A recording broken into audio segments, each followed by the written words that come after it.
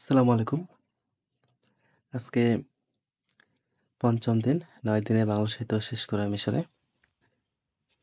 আজকের পড়াটা কমপ্লিট। আজকে যেগুলা পড়লাম, মীর মশাররফ হোসেন, জীবনানন্দ দাশ, বিহারুলাল চক্রবর্তী, মানিক বন্দ্যোপাধ্যায়, শওকত ওসমান, সৈয়দ শামসুল হক, জহির রায়হান। তো এখানেও বেশ কিছু গুরুত্বপূর্ণ কবি আছে যাদের একবার দুইবার আসছে, আবার কিছু কবির ২ এর অধিক প্রশ্ন আসছিল এখন পর্যন্ত বিসিএসে। ৩৫ থেকে ৪৬ বিসিএস পর্যন্ত। তো প্রথমেই পড়লাম হচ্ছে মীর মশাররফ হোসেন, যেটা বাংলা সাহিত্যে খুবই গুরুত্বপূর্ণ একজন কবি। মীর মশাররফ হোসেনের উপন্যাস এবং নাটক এই দুইটা বেশি গুরুত্বপূর্ণ। তারপরেও প্রবন্ধ গ্রন্থ, কাব্যগ্রন্থ, প্রহসন এগুলো থেকেও কিন্তু প্রশ্ন মাঝে মাঝে আসে।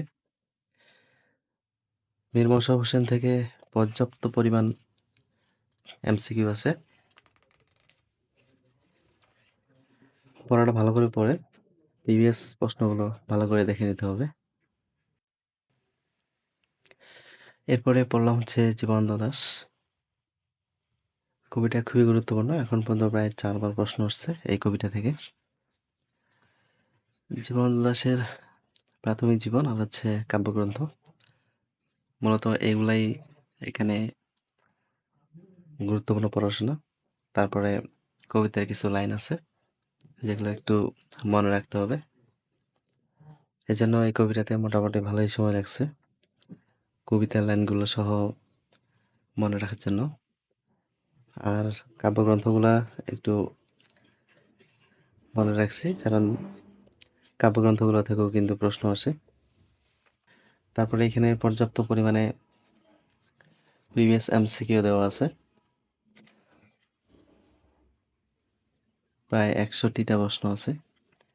তো ৬১টা প্রশ্ন প্লাস জীবনানন্দ দাশকে যদি একটু ভালো করে পড়া যায় তাহলে তেমন কিছু আর দরকার হয় না।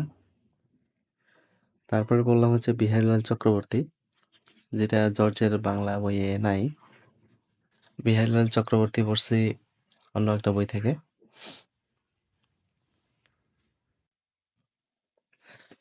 এরপরে পড়লাম হচ্ছে মানিক বন্দ্যোপাধ্যায়।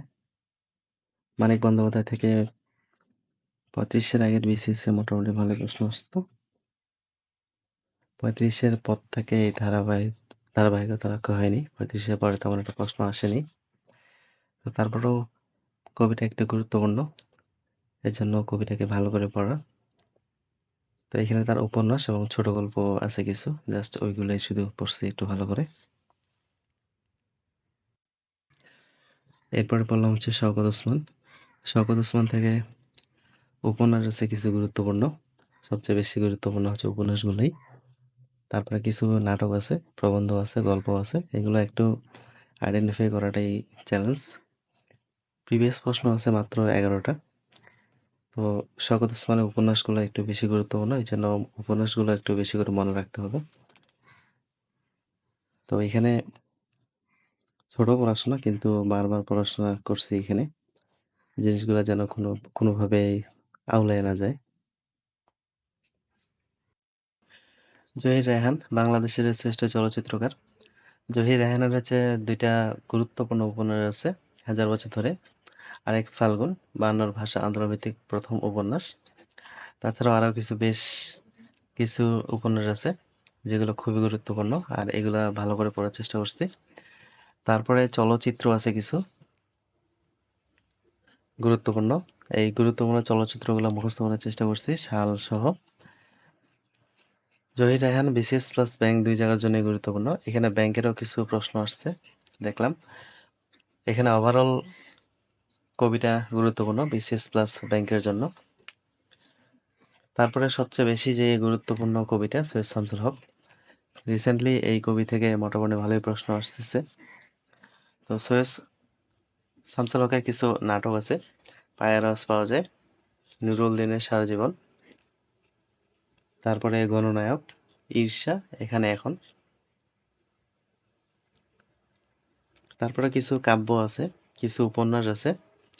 উপন্যাস মুক্তিযুদ্ধ ভিত্তিক আছে 2টা, নিষিদ্ধ লবণ, নীল দংশন। আর বাকি আছে খেলার নাম যা খেলে, সীমানা ছাড়িয়ে। মূলত উপন্যাস, নাটক এই ২টাই সৈয়দ শামসুল হক থেকে বেশি গুরুত্বপূর্ণ। তারপরে গল্প, শিশুতোষ গ্রন্থ, কবিতা সবকিছুই আছে। মূলত সৈয়দ শামসুল হক হচ্ছে একজন সব্যসাচী লেখক, সবকিছুই লিখেছেন। তো সৈয়দ শামসুল হককে বিস্তারিতটা মোটামুটি ভালোভাবে পড়ার পর সবচেয়ে বেশি যেটাতে ফোকাস করছি সেটা হচ্ছে প্রিভিয়াস প্রশ্নগুলা। প্রিভিয়াস প্রশ্ন প্রায় এখানে আছে ২৮টার মতো। এই ২৮টা প্রিভিয়াস প্রশ্ন খুব ভালো করে পড়ছি, কারণ প্রিভিয়াস প্রশ্নেরও গুরুত্ব অনেক। আজকের পড়াশোনা এ পর্যন্তই। সবাই ভালো থাকবেন, সুস্থ থাকবেন। আল্লাহ হাফিজ।